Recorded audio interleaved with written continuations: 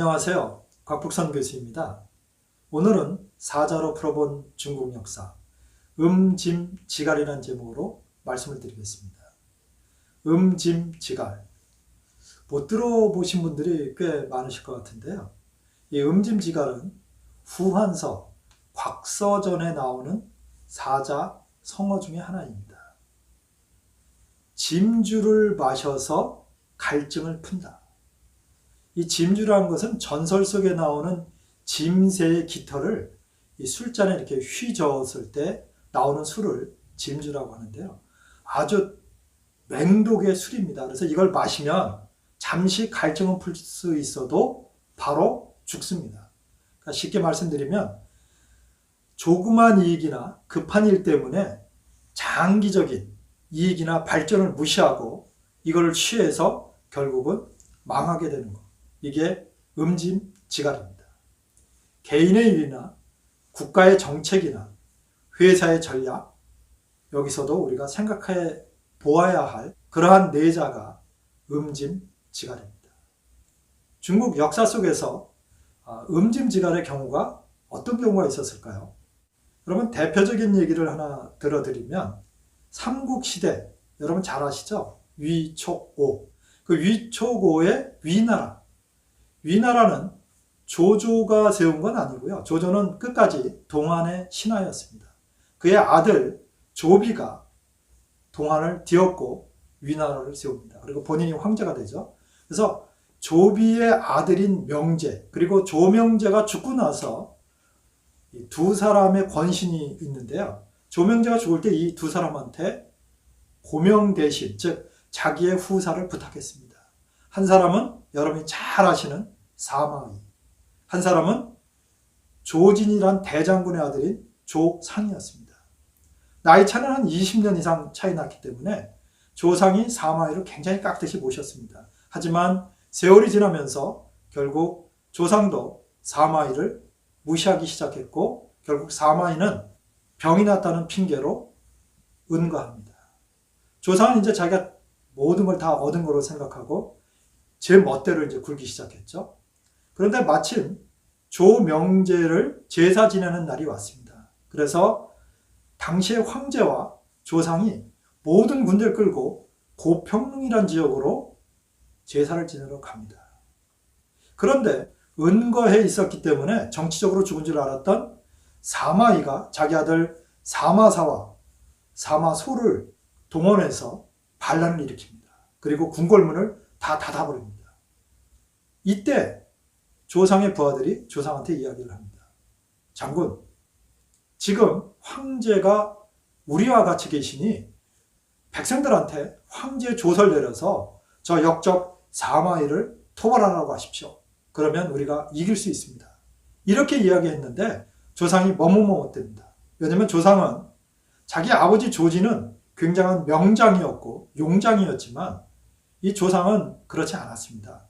항상 음주 가무에 빠져 있었고 귀족의 자제로 자란 데다가 너무 귀하게 자라서 위험을 몰랐습니다. 어려움도 어떻게 겪어본 적도 없고요. 그러다 보니까 벌벌 떨기 시작했습니다. 야, 이거 사마이가 이러고 있는데 그쪽에서 사람이 왔습니다. 대인, 지금 사마 가문에서 이러한 제의를 합니다. 장군께서 지금 직위를 내려놓으시면 장군이 평생 부귀영화를 누릴 수 있도록 해드리겠다. 그러니까 그 정권만 내려놔라. 이렇게 얘기가 오는데 어떻습니까? 그랬더니 이거 우리가 보기에도 아주 뻔한 얘기 아닙니까? 끌려가면 죽죠. 근데 조상은 부하들이 만류하는데도 불구하고 그리고 그거를 받아들입니다. 결국 사마의의 포로가 됐고 정권을 빼앗긴 조상은 집안에서 제대로 누려보지도 못하고 얼마 후에 결국 처형당하고 맙니다. 어떻습니까? 눈앞에 부귀영화라는 작은 이익 때문에 자기가 죽을 줄도 모르고 끌려간 것입니다. 그리고 자기 가문은 다 멸망했죠.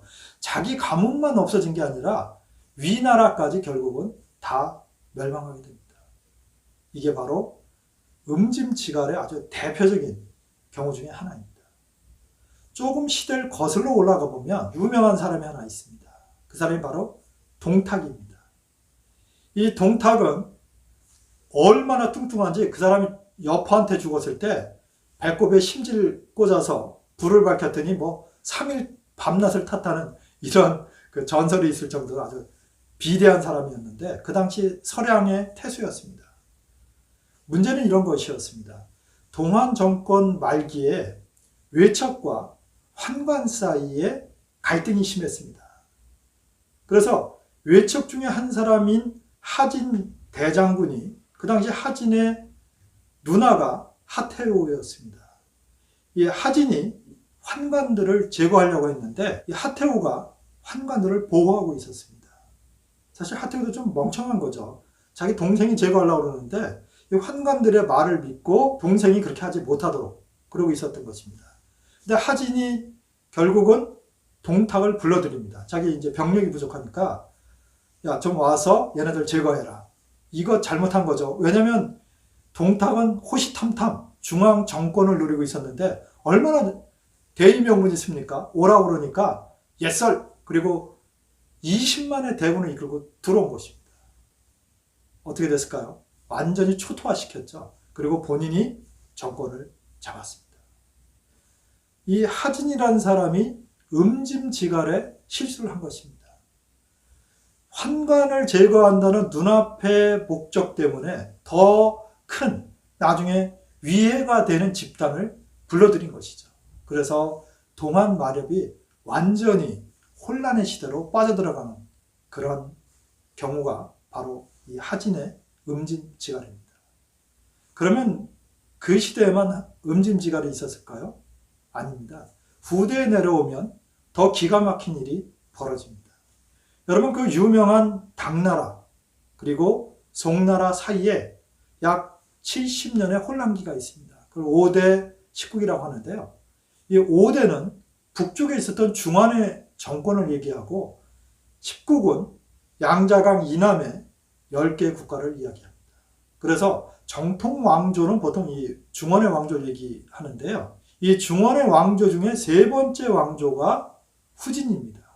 그 후진을 세운 사람이 석경당이라는 사람인데 이 석경당은 후당의 황제였던 이사원의 사위입니다. 그래서 지금으로 치면 산서성 태원이라는 아주 중점 지역을 지키고 있는 사람이었는데 이사원이 죽고 그의 양아들끼리 싸움이 벌어지면서 이종가란 양아들이 정권을 장악합니다. 그리고 이종가가 눈에 가시인 석경당을 공격합니다. 근데 석경당은 그 당시에 병력이 부족했기 때문에 막기가 어려웠습니다. 그래서 그 당시에 동북 쪽에 있던 거란, 나중에 요나라인데요. 그 요나라한테 구원을 요청합니다. 조건이 뭐였을까요? 지금으로 치면 북경과 하북성 일대, 그리고 산서성 일대, 여기에 16개의 주의 땅을 바칠 테니까 당신이 병력을 끌고 와서 쳐부숴다오. 그리고 나를 황제로 세워다오. 그러면 내가 당신을 아버지 황제로 모시겠다. 근데 얼마나 이게 황당한 이야기냐면요. 그 당시 요나라의 황제가 석경당보다 10살이나 아래였습니다. 10살이나 아래인 사람을 아버지라고 부르고 자기가 아들 황제가 된 것입니다. 중국 역사상 참으로 치욕스러운 일이 벌어진 것인데요. 중국 사람들은 이것을 지금도 굉장히 치욕으로 여기고 있습니다.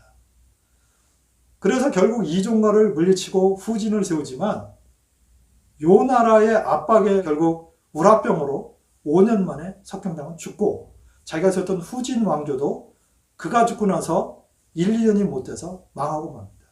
쉽게 말씀드리면 눈앞에 급한 일 때문에 전체적인 중원을 요나라에 갖다 바치는 이런 일이 벌어진 것이죠.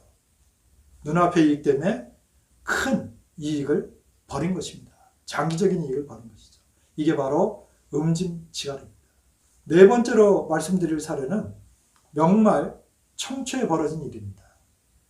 청나라는 누르하치가 처음에는 금이라고 그랬죠. 누르하치가 여진족을 통일하고 동북지역을 통일하면서 중원 공략을 시작합니다. 그런데 그 당시에 청나라는 대포가 없었고 명나라한 대포가 있었기 때문에 이 관문을 뚫지 못하는 것입니다. 평원 지역에서 명나라의 대포를 발사하면 아무리 기마병이 뛰어나도 공격할 방법이 없었습니다. 그래서 우리나라를 쳐들어왔던, 우리 발음을 하면 홍타이지라고 그러는데 중국 발음은 황타이지입니다. 황타이지와 그의 동생 뚜월콘, 우리는 다이곤이라고 그러죠.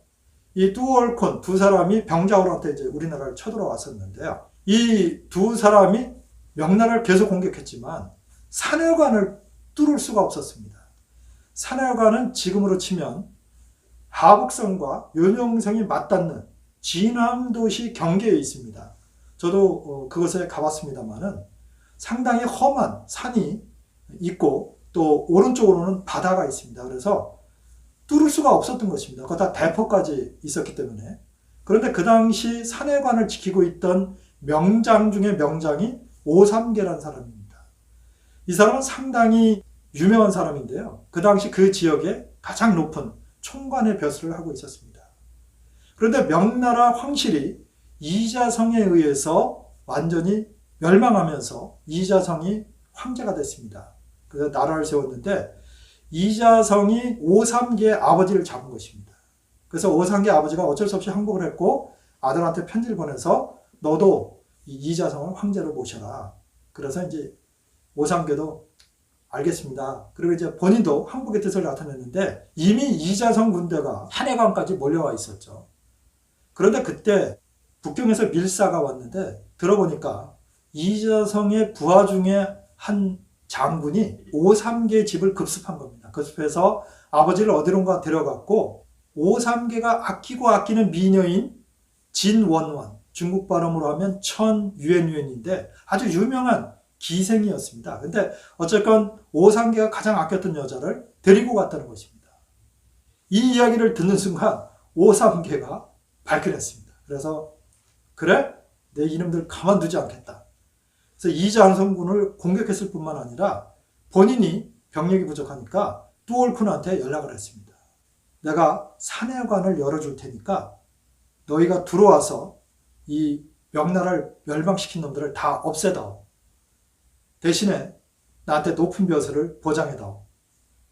이거 얼마나 좋습니까? 누르하치 때부터 중국을 공략했는데 그의 아들인 황타이지도 결국 공략을 못하고 있는데 스스로 문을 열어주겠다고 하니까 너무너무 좋았죠. 걱정 마라. 우리가 들어가면 너를 반드시 높게 써주겠다. 문을 열어주니까 뭐 청나라 군대가 엄청나게 밀려들어서 결국 이자성 게임 끝났고 전체 대륙이 다 청나라 손에 들어갔죠. 오삼계는 어떻게 됐을까요? 본인이 천유인을 잃었다는 분노 때문에도 있었지만 이자성에게 머리 숙이기 싫었고 또 본인의 기반을 확보하기 위한 그런 이익 때문에 청나라를 불러들여서 결국은 청나라가 중국 대륙을 전부 다 장악하게 됐고 본인은 거기에 신하가 돼서 결국 나중에는 강희제의 압박에 의해서 반란을 일으켰고 그리고 죽고 맙니다. 단기적으로 볼 때는 성공했죠. 자기의 원수인 이자성 군대를 물리쳤을 뿐만 아니라 자기는 제후가 됐으니까요. 그러나 결국 마지막은 자기 가문이 전부 다 멸문을 당하고 맙니다. 그리고 중국 역사 속에서 반역자로 완전히 낙인이 찍혔습니다. 지금도 중국의 한족들은 오삼계를 반역자 중에 반역자로 여기고 있습니다. 어떻습니까, 여러분? 눈앞의 이익 때문에 장기적인 이익을 버리는 것. 이게 바로 음짐지갈입니다. 여러분, 목이 마르다고 해서 맹독성이 있는 술을 마셔선 안 되겠죠. 특히 가정에서나 기업에서 또 국가에서 어떠한 일을 할 때에는 눈앞에 있는 이익도 중요하지만 장기적으로 이게 어떻게 될까를 반드시 보아야 합니다. 이러한 사례는 수도 없이 많지만 오늘은 4가지 사례만 들어서 말씀드렸습니다. 음짐지갈. 우리가 일상생활 속에서 또 기업 경영을 할 때 그리고 국가 경영을 할 때 반드시 명심해야 되는 4 글자입니다. 오늘은 음짐지갈이라는 제목으로 말씀을 드렸습니다. 재미있게 들으셨는지 모르겠습니다. 다음번에는 좀 더 재미있고 유익한 이야기로 찾아뵙겠습니다. 시청해주셔서 감사합니다.